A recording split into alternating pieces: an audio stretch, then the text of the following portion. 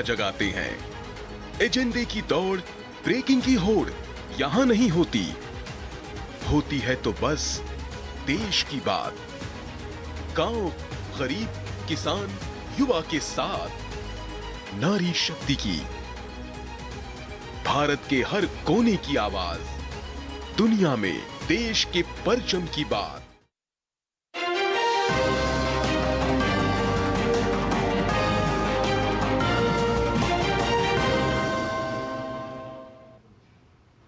नमस्कार, आप देख रहे हैं डीडी न्यूज। मैं हूं आपके साथ भावना नैयर। देश और दुनिया की बड़ी और अहम खबरों को लेकर हम हाजिर हैं। शुरुआत कर लेते हैं इस बुलेटिन के इस वक्त की अहम सुर्खियों के साथ।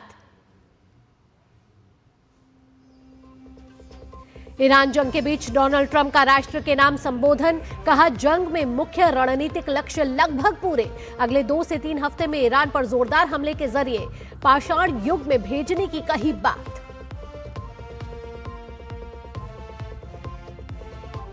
पश्चिम एशिया संकट पर प्रधानमंत्री नरेंद्र मोदी की अध्यक्षता में सीसीएस की बैठक।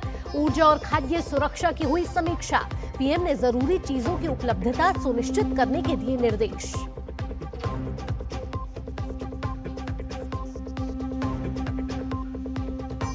पश्चिम बंगाल में 29 अप्रैल को होने वाले दूसरे चरण के चुनाव का नामांकन आज से। भवानीपुर में ममता के खिलाफ शुवेंदु अधिकारी भरेंगे पर्चा। असम में राहुल गांधी और अमित शाह करेंगे प्रचार। ममता ने चुनाव के दौरान महिलाओं की जांच को लेकर केंद्रीय बल पर उठाए सवाल।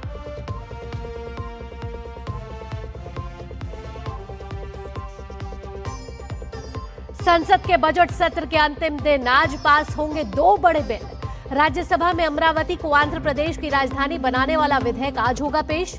लोकसभा में सीएपीएफ बिल पारित कराने पर होगी चर्चा।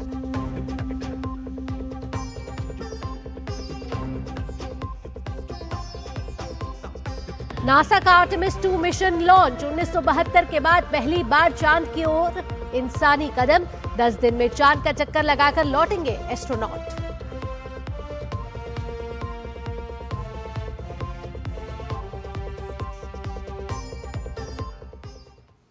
इस वक्त की सबसे बड़ी अंतर्राष्ट्रीय खबर के साथ शुरुआत कर लेते हैं। अमेरिकी राष्ट्रपति डोनाल्ड ट्रंप ने राष्ट्र के नाम संबोधन में कहा है कि अमेरिकी सेना जल्द ही ईरान में काम पूरा कर देगी, क्योंकि मुख्य रणनीतिक लक्ष्य लगभग पूरे हो चुके हैं। ट्रंप ने यह दावा किया है कि ईरान के साथ जंग में उनके लक्ष्यों को हासिल करने में काफी प्रगति हुई है। इन लक्ष्यों में ईरान की मिसाइल बनाने की क्षमता और नौसेना को खत्म करना, उसके सहयोगी समूहों को क्षेत्र में अस्थिरता फैलाने से रोकना और यह सुनिश्चित करना शामिल है कि ईरान परमाणु हथियार ना बना सके।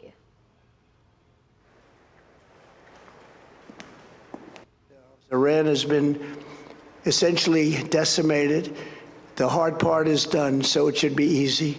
And in any event, when this conflict is over, the strait will open up naturally. It'll just open up naturally. They're going to want to be able to sell oil because that's all they have to try and rebuild. It will resume the flowing and the gas prices will rapidly come back down. Stock prices will rapidly go back up. They haven't come down very much, frankly.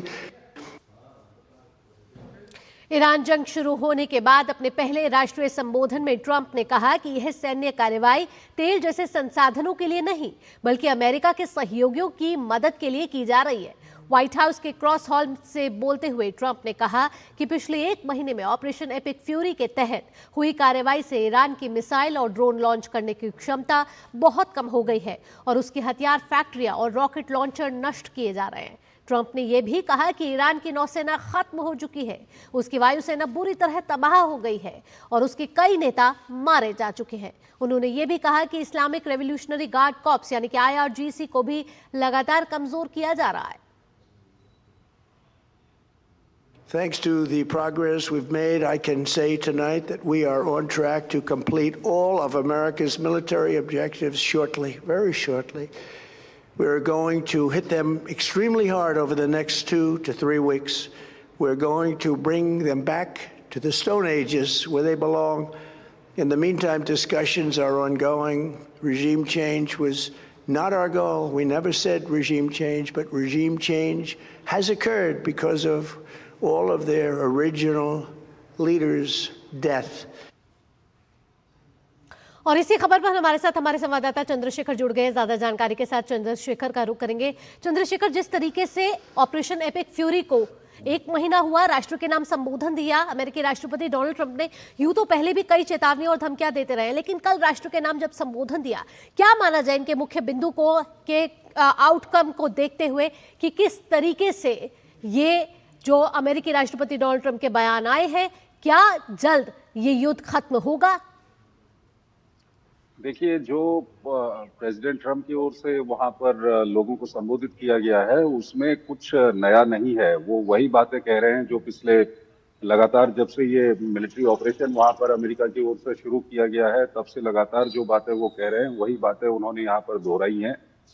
दरअसल ये देखा जाए कि अमेरिकी राष्ट्रपति के ऊपर या ट्रम्प एडमिनिस्ट्रेशन के ऊपर एक दबाव ये है, जो घरेलू दबाव है। घरेलू दबाव यह है कि उन पर कई तरह के ये सवाल उठ रहे हैं कि उन्होंने ये युद्ध शुरू क्यों किया, और वहां पर जिस तरह से गैसोलीन के दाम बढ़ रहे हैं और उनकी जो अप्रूवल रेटिंग है वो भी गिर रही है, तो उसको देखते हुए ये उनका संबोधन काफी महत्वपूर्ण माना जा सकता है। कहीं न कहीं उसको उन्होंने संबोधित करने की कोशिश की है। और दूसरा, जो ईरान के साथ बातचीत चल रही है, लेकिन आप लगातार जिस तरह से ईरान के जवाब आ रहे हैं, उसको देखते हुए लगता है कि वो बातचीत कहीं सफल नहीं हो रही है। और ईरान तो सीधे सीधे ये भी कहता है कि बातचीत ना हमने शुरू की है, हमारे पास कुछ प्रपोजल आए थे, हम उनका जवाब दे रहे हैं, हम कहीं सीधी बातचीत नहीं कर रहे हैं। तो ये जो संबोधन है, ये कहीं न कहीं ईरान के ऊपर दबाव बनाने की भी एक कोशिश है कि अगले 2-3 हफ्ते वहां पर मिलिट्री ऑपरेशन जारी रहेगा। लेकिन आप पूरा इसको देखें तो जिस तरह से लगातार 1 महीने से वहां पर युद्ध चल रहा है और प्रेसिडेंट ट्रम्प की ओर से जो बयान आ रहे हैं, काफी कंफ्यूज दिखाई देता है अमेरिका भी और यूनाइटेड स्टेट की मिलिट्री भी, क्योंकि लगातार पिछले 2-3 हफ्ते से ये बोल रहे हैं कि हमारे वहां पर जो टारगेट हैं वो अचीव हो गए हैं। हमने बिल्कुल, ईरान उन्होंने यही कहा कि रणनीतिक लक्ष्य लगभग पूरे होने की बात डोनाल्ड ट्रंप ने कही। इसके साथ चंद्रशेखर, सहयोगी देशों को लेकर भी उनका जो गुस्सा है वो कहीं ना कहीं फूटा है। साथ ही नाटो को लेकर उन्होंने कहा है कि नाटो सिर्फ एक कागजी शेर है। किस तरीके से आप इसको देखेंगे?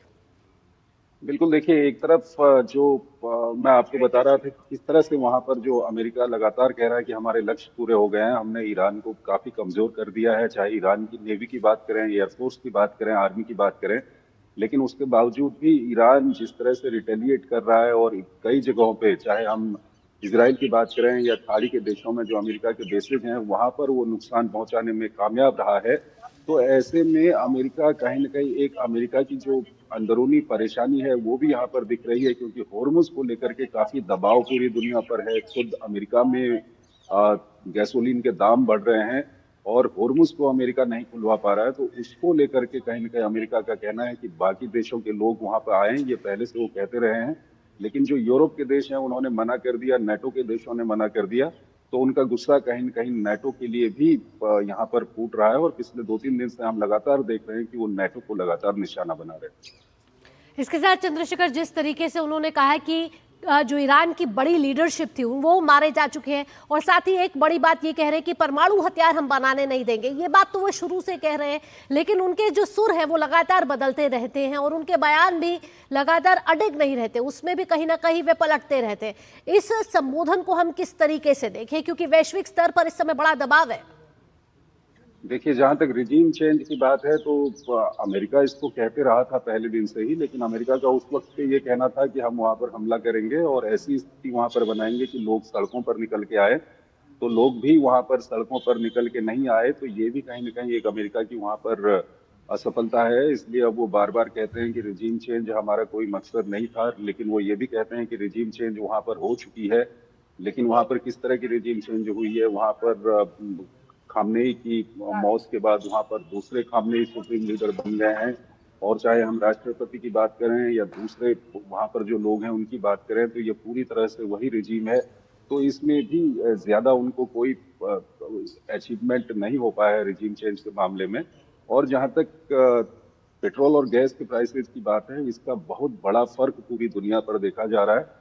और अभी अगर युद्ध को ये कहते हैं अगले 2-3 हफ्ते में खत्म भी करेंगे, तो अगर ये अगले 2-3 हफ्ते भी युद्ध खिंचता है तो इसके बहुत लंबे समय तक पूरी दुनिया में इसके असर देखने को मिलेंगे। चाहे अमेरिका हो या दुनिया का कोई भी देश हो, हर जगह पर इसका असर देखा जा रहा है। साथ ही चंद्रशेखर हॉर्मुज स्ट्रेट को लेकर भी उन्होंने बड़ी बात की। उन्होंने कहा हमें हॉर्मुज स्ट्रेट की जरूरत नहीं है। उन्होंने कहा सहयोगी देश देखे जिनको जरूरत है कि कैसे हॉर्मुज स्ट्रेट को चलाना है। तो हॉर्मुज स्ट्रेट को लेकर भी यहाँ बड़ी बातें कही, जिसको लेकर पूरे विश्व के कई देशों पर इस समय दबाव है, एलपीजी को लेकर, कच्चे तेल को लेकर। देखिए, दरअसल जब कभी भी युद्ध शुरू किया जाता है, युद्ध आपकी शर्तों पे शुरू होता है, आप युद्ध शुरू करते हैं, लेकिन द मोमेंट युद्ध शुरू होता है तो उसके बाद आपका जो दुश्मन है वो किस तरह से रिएक्ट करता है और उसको लेकर के आप क्या रणनीति बनाते हैं, तो पूरी आपकी जो रणनीति है, जो आपने युद्ध शुरू करने से पहले बनाई होती है, वो पूरी बदल जाती है। और अमेरिका के साथ यहाँ पर यही हो गया है। ये पूरी जो अमेरिका की रणनीति पहले अमेरिका ने युद्ध शुरू करने से पहले बनाई थी, वो पूरी रणनीति बदल गई है और अमेरिका ने कई चीजें ऐसी हो गई हैं जो अमेरिका की ओर से सोची भी नहीं गई थी। जिस तरह से हम हॉर्मुज की बात कर रहे हैं या खाड़ी देशों में जिस तरह से हमले कर रहा है ईरान, तो कहीं न कहीं अमेरिका को लगने लगा है कि हॉर्मुज की अगर बात करें तो अकेले अमेरिका के लिए इसको खोलना काफी मुश्किल है, क्योंकि जिस तरह के हालात हैं इसमें अगर हॉर्मुज को खोलने के लिए मिलिट्री ऑपरेशन भी किया जाता है तो उसमें काफी लंबा समय लगेगा और काफी नुकसान भी हो सकता है अमेरिका को। इसीलिए अमेरिका की ओर से कहा गया कि दूसरे देश वहां पर आए, लेकिन दूसरे देशों ने आने से मना कर दिया। तो कहीं न कहीं अमेरिका का फ्रस्ट्रेशन यहाँ पर दूसरे बिल्कुल, और इसी में ही अमेरिका को कड़ी प्रतिक्रिया भी सहनी पड़ी है, देखनी पड़ी है। चंद्रशेखर, फिलहाल तमाम जानकारियों के साथ आपका बहुत बहुत धन्यवाद। वक्त तो चला है बुलेटिन में एक छोटे से ब्रेक का। ब्रेक के बाद भी खबरों के सिलसिले को जारी रखेंगे। आप देखते रहिए डीडी न्यूज। महाशय धर्मपाल जी के 130वें जन्मदिन पर MDH मसालों पर पाइए 10% एक्स्ट्रा। अब स्वाद के साथ बचत भी। अब पाइए बचत ही बचत। ब्रेक के बाद आपका स्वागत है। आगे बढ़ते हैं। प्रधानमंत्री नरेंद्र मोदी ने पश्चिम एशिया में जारी संघर्ष के प्रभाव से भारतीय नागरिकों की रक्षा के लिए हर संभव प्रयास करने का आह्वान किया और गलत सूचना एवं अफवाहों को रोकने के लिए प्रामाणिक जानकारी का सुचारू प्रवाह सुनिश्चित करने का निर्देश दिया। पीएम मोदी की अध्यक्षता में सुरक्षा मामलों पर मंत्रिमंडलीय समिति की एक विशेष बैठक में संघर्ष के मद्देनजर उठाए गए कदमों की समीक्षा की गई और आम लोगों की महत्वपूर्ण जरूरतों की उपलब्धता का आकलन किया गया। पीएम मोदी ने सभी संबंधित विभागों को निर्देश दिया है कि वे मौजूदा वैश्विक स्थिति से प्रभावित नागरिकों और विभिन्न क्षेत्रों की समस्याओं को दूर करने के लिए हर संभव उपाय करें। प्रधानमंत्री ने उर्वरकों की स्थिति और खरीफ और रबी मौसम में उनकी उपलब्धता सुनिश्चित करने के लिए उठाए जा रहे कदमों की समीक्षा की। उन्होंने गलत सूचना और अफवाहों को रोकने के लिए जनता तक प्रामाणिक जानकारी का सुचारू प्रवाह सुनिश्चित करने का निर्देश दिया। गृह मंत्री अमित शाह, विदेश मंत्री डॉक्टर एस जयशंकर, वित्त मंत्री निर्मला सीतारमण, वाणिज्य मंत्री पीयूष गोयल, कृषि मंत्री शिवराज सिंह चौहान, स्वास्थ्य मंत्री जेपी नड्डा और रेल मंत्री अश्विनी वैष्णव भी बैठक में उपस्थित थे। और आइए अब बात कर लेते हैं आगामी विधानसभा चुनावों की, जिसमें बात पश्चिम बंगाल की सबसे पहले, जहां दूसरे चरण के लिए अधिसूचना जारी होने के साथ आज नामांकन दाखिल करने की प्रक्रिया शुरू हो जाएगी। इस चरण में 142 विधानसभा सीटों के लिए 29 अप्रैल को मतदान होना है। नामांकन दाखिल करने की अंतिम तिथि 9 अप्रैल है। आपको बता दें कि और साथ ही जबकि उम्मीदवारों के नाम वापस लेने की अंतिम तिथि 13 अप्रैल निर्धारित की गई है।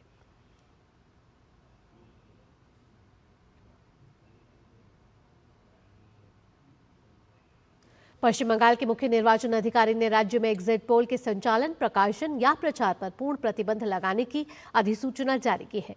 निर्वाचन आयोग ने पिछले महीने की 16 तारीख को चुनाव तिथियों की घोषणा के समय इस संबंध में निर्देश जारी किए थे। ये प्रतिबंध लोक प्रतिनिधित्व अधिनियम 1951 के अंतर्गत सभी प्रकार के मीडिया जिसमें प्रिंट, इलेक्ट्रॉनिक या प्रसार का कोई अन्य माध्यम शामिल है पर लागू रहेगा। एग्जिट पोल पर यह प्रतिबंध 9 अप्रैल को सुबह 7 बजे से 29 अप्रैल शाम 6:30 बजे तक प्रभावी रहेगा।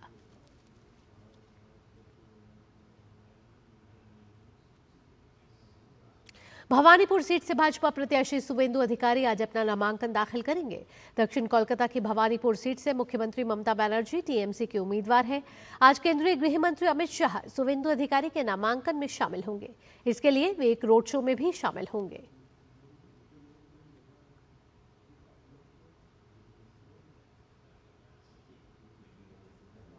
पश्चिम बंगाल में विधानसभा चुनाव की सरगर्मी के बीच भाजपा नेता शुभेंदु अधिकारी ने एक बड़ा राजनीतिक दांव खेला है।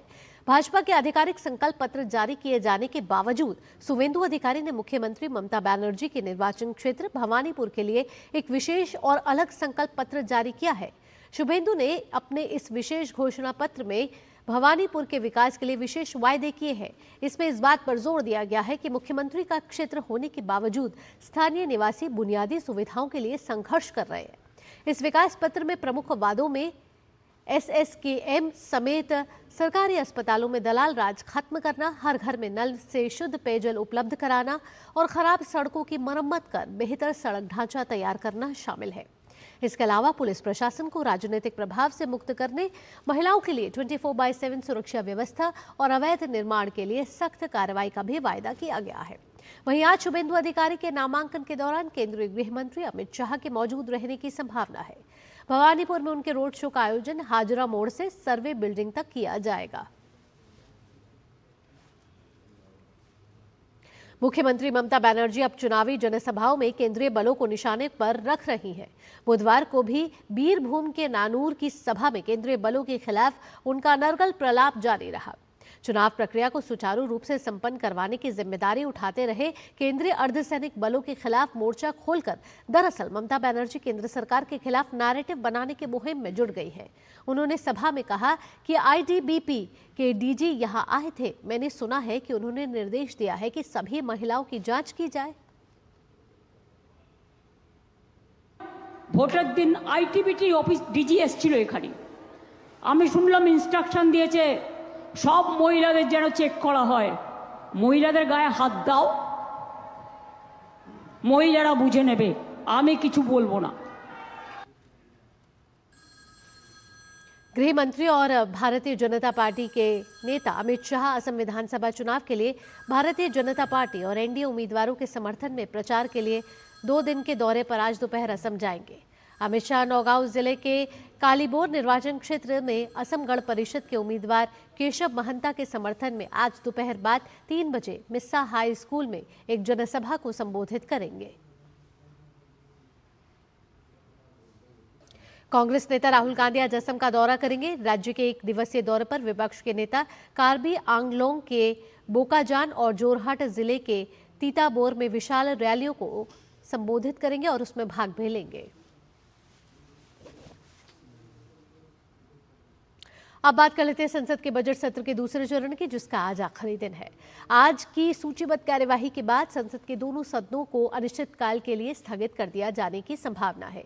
वहीं संसद के उच्च सदन राज्यसभा की बात करें तो आज का दिन का मुख्य आकर्षण आंध्र प्रदेश पुनर्गठन संशोधन विधेयक 2026 रहेगा, जिस पर सदन में चर्चा और पारित कराने की प्रक्रिया की जाएगी।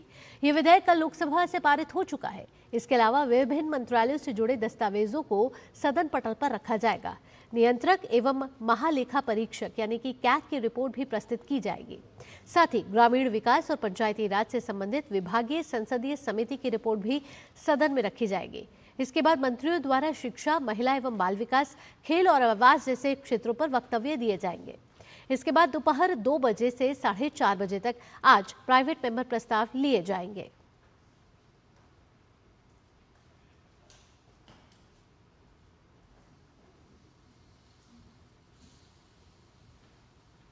अमेरिकी अंतरिक्ष एजेंसी नासा के नाम एक और उपलब्धि दर्ज हो गई है। नासा ने आर्टेमिस 2 मिशन की सफलतापूर्वक लॉन्चिंग कर दी है।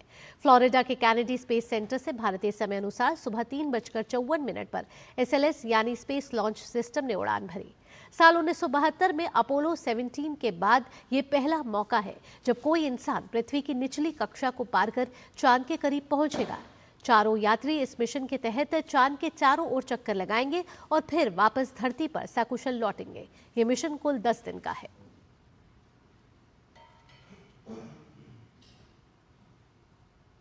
पूर्वी इंडोनेशिया में आज सुबह समुद्र तट से दूर रिक्टर स्केल पर 7.4 तीव्रता का एक भीषण भूकंप आया। यह भूकंप स्थानीय समय अनुसार सुबह 6:48 पर मोलुक्का सागर में आया। हवाई स्थित प्रशांत सुनामी चेतावनी केंद्र ने यह कहा है कि भूकंप के केंद्र से 1000 किलोमीटर के दायरे में इंडोनेशिया, फिलीपींस और मलेशिया के तटों पर खतरनाक सुनामी लहरें आने की आशंका है। हालांकि अभी तक इसमें किसी के हताहत होने की कोई खबर नहीं है।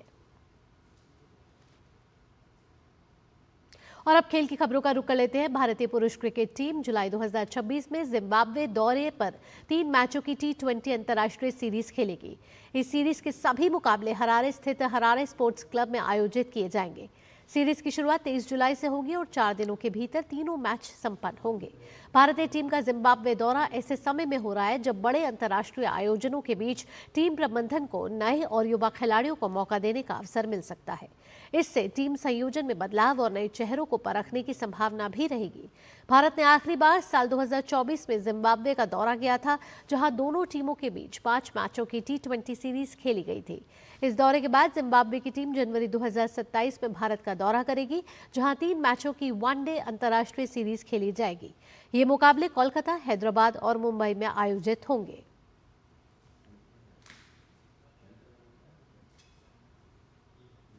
आज दुनिया भर में विश्व ऑटिज्म जागरूकता दिवस मनाया जा रहा है।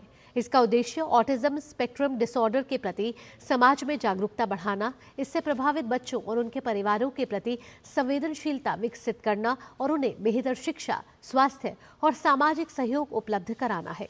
विशेषज्ञों का कहना है कि ऑटिज्म के मामले दिनों दिन बढ़ते जा रहे हैं। आप ये रिपोर्ट देखिए। इसी के साथ मुझे दीजिए अनुमति। नमस्कार। संयुक्त राष्ट्र महासभा ने वर्ष 2007 में 2 अप्रैल को विश्व ऑटिज्म जागरूकता दिवस के रूप में घोषित किया था। तब से हर साल ये दिन ऑटिज्म से जुड़ी चुनौतियों और संभावनाओं पर ध्यान केंद्रित करने के लिए मनाया जाता है। ऑटिज्म एक न्यूरो डेवलपमेंट स्थिति है जो आमतौर पर बचपन के शुरुआती वर्षों में दिखाई देती है। इससे प्रभावित बच्चों में संचार, सामाजिक व्यवहार और सीखने के तरीके सामान्य से अलग हो सकते हैं। ऑटिज्म के कुछ सामान्य लक्षणों में बोलने और संवाद करने में कठिनाई, सामाजिक संपर्क में झिझक या अलग व्यवहार, दोहराव वाले व्यवहार या गतिविधियां, किसी विशेष विषय या वस्तु में अत्यधिक रुचि। हालांकि विशेषज्ञों का कहना है कि समय पर पहचान और उचित थेरेपी से ऑटिज्म से प्रभावित बच्चों के विकास में काफी मदद मिल सकती है। इन बच्चों में कई बार कहीं रिपीटेटिव दोहरावनीय व्यवहार होते हैं, कोई फिक्स्ड उनकी रुचि होती है। अब जैसे मैं आपसे बात कर रही हूँ तो मैं हाथ हिला रही हूँ, पर अगर मैं आपसे बात नहीं कर रही फिर भी हाथ हिलाई जा रही हूँ तो वो चिंता का विषय होता है। तो इन और कईयों में इनमें सेंसरी इश्यूज भी होते हैं। जैसे मेरे को आवाज़ अब सराउंडिंग में ज़्यादा नहीं है पर कान पे हाथ रख लूँगी, साबुन या जैसे किसी चीज़ को स्मेल करना है। तो कईयों को होता है कि बालों पे ही हाथ लगाना है, किसी प्रकार के कई जैसे ये हाथ में मौली बांधी है तो उसी को हिलाते रहना है। तो कुछ ये रिपीटेटिव बिहेवियर्स होते हैं। विश्व ऑटिज्म जागरूकता दिवस के अवसर पर देश और दुनिया में जागरूकता रैलियां, सेमिनार, कार्यशालाएं और सामुदायिक कार्यक्रम आयोजित किए जाते हैं। कई ऐतिहासिक इमारतों और सार्वजनिक स्थलों को नीली रोशनी से सजाकर ऑटिज्म के प्रति जागरूकता का संदेश दिया जाता है। विशेषज्ञों का मानना है कि ऑटिज्म से प्रभावित बच्चों को केवल चिकित्सा सहायता ही नहीं बल्कि समावेशी शिक्षा, परिवार का सहयोग और समाज की स्वीकार्यता भी बेहद जरूरी है। दवाइयों का इलाज है वो कुछ प्रॉब्लम्स के लिए है। अगर ज़्यादा चंचल हो रहा है या एग्रेसिव हो रहा है, मारकटा कर रहा है या दौरे पड़ रहे हैं या सोने में देर लग रहा है, सुला रहे हैं तो देर लग रहा है, तो उन चीज़ों में स्पेसिफिक कारणों के लिए दवाई दी जाती है। पर मोर और लेस बिहेवियर इंटरवेंशन उसका मेन स्टे है। और आजकल टेक्नोलॉजी के एडवांसमेंट से virtual reality, augmented reality, artificial intelligence और ब्रेन कंप्यूटर इंटरफेस और रोबोटिक्स के साथ हम लोग इंटरवेंशन प्लान करते हैं। विश्व ऑटिज्म जागरूकता दिवस हमें संदेश देता है कि हर बच्चा अलग है, लेकिन हर बच्चे में क्षमता है। जरूरत है उन्हें समझने, स्वीकारने और आगे बढ़ने के अवसर देने की। नितेंद्र सिंह की रिपोर्ट, डीडी न्यूज।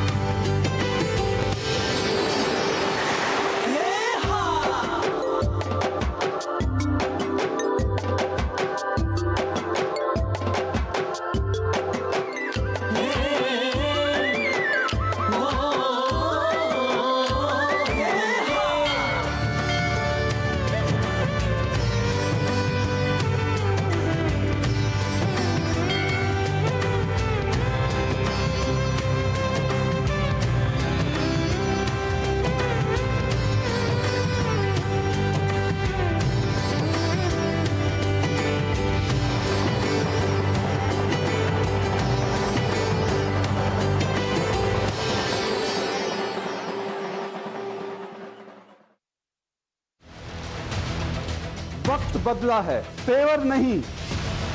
दो टूक कहने का है, अंदाज वही।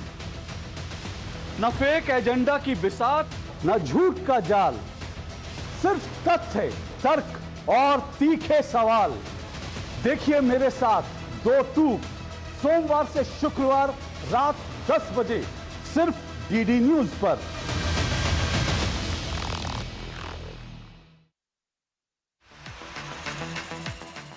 You are being watched. कौन रख रहा है और कैसे रख रहा है आप पर नजर। ईरान की युद्ध के